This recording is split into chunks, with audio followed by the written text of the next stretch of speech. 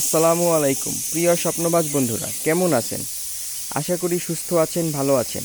আমিও সুস্থ আছি, ভালো আছি। আপনাদের মাঝে আমি আজকে অনেক দিন পরে আসলাম কিছু একটা সুখবর দেওয়ার জন্য।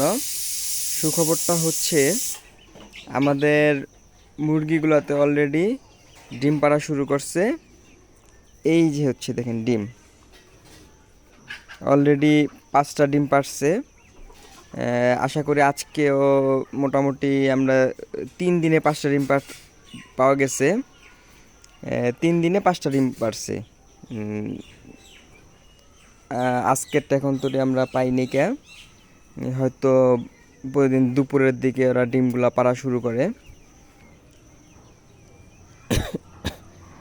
এর মধ্যে দেখুন একটু কাজ করলাম আমাদের ছোট খামারে। একটা দেশি মোরগ আনছি।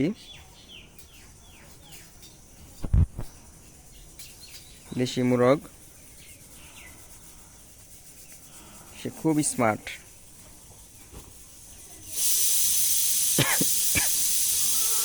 এই যে মুরগিগুলো এত সুন্দর ঘাস খাচ্ছে, কেউ ধান খাচ্ছে, কেউ ঘাস খাচ্ছে।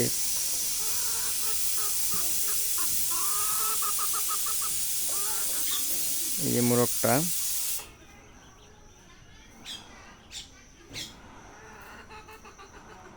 হাঁসের বাচ্চাগুলো একটু বের হয়ে আসছে।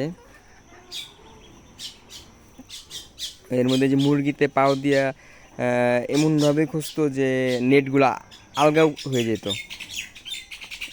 পরে একদিন 4টা কুকুর ঢুকে গেছে এটার ভিতরে। 4টা কুকুর ঢুকে গেছে, তো ভাগ্য ভালো, এই কোনো ক্ষয়ক্ষতি করতে পারে নাই।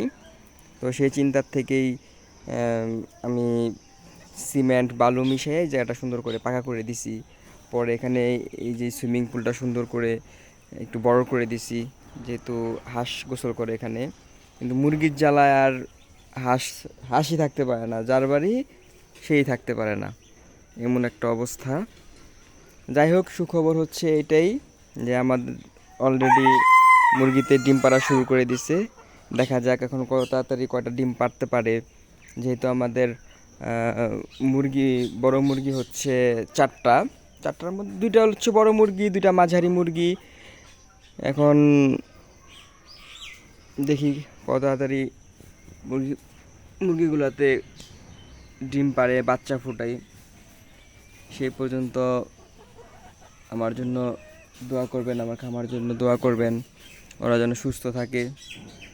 এই যে কালকে অলরেডি আমরা ইয়ের ভিতরে ছাই দিয়ে দিছিলাম, সুন্দর করে ছাই পরিষ্কার করে দিছিলাম। ছাই পরিষ্কার করে এখন নতুন ছাই দিছি। এটা প্রতি সপ্তাহে আমার মনে হয় ছাইগুলো পরিষ্কার করে দেওয়া উচিত। তা না হলে মুরগি সুস্থ রাখা খুবই কষ্টর। ওই যে বের হয়ে গেল একটা, অবশ্য বের হয়ে গেল সমস্যা নাই। ওরা মানে এটারে খুব আপন করে নিছে জায়গাটারে, নিজের ইচ্ছেই আবার ভিতরে চলে ঢুকে যাবে। ওরা এখন বেশি দূর যায় না, এখানেই থাকে, এখানেই ঘোরাঘুরি করে।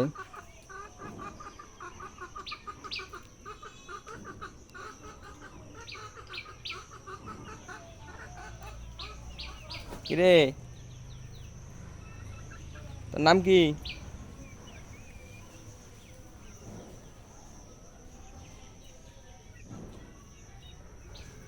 এই যে মোরগটা কিনে আনছিলাম গত বুধবার, মানে আজকে বুধবার 1 সপ্তাহ হইল এই মোরগটা কিনে আনছি। এই মোরগটার দাম বেশি নেয় নাই দেশি মোরগ হিসাবে, যেটা দেখে কিনতে হয়। অনেক মোরগ থাকে, মুরগি থাকে, সেটা দেখে আনতে হবে সুস্থ এবং সব দিক দিয়ে পরিপূর্ণ, সব দিকেই খেয়াল রাখতে হবে আসলে। তাহলে যেমন এই মোরগটার দাম নিচ্ছে 750 টাকা। 750 টাকা দিয়ে মোরগটা কিনে আনছিলাম।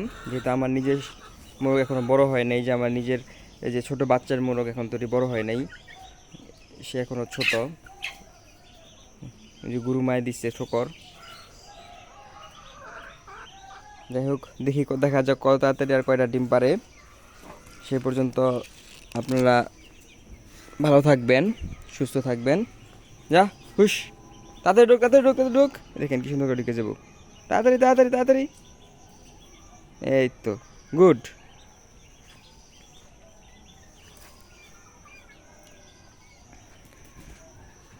সবাই ভালো থাকবেন, সুস্থ থাকবেন। আসসালামু আলাইকুম।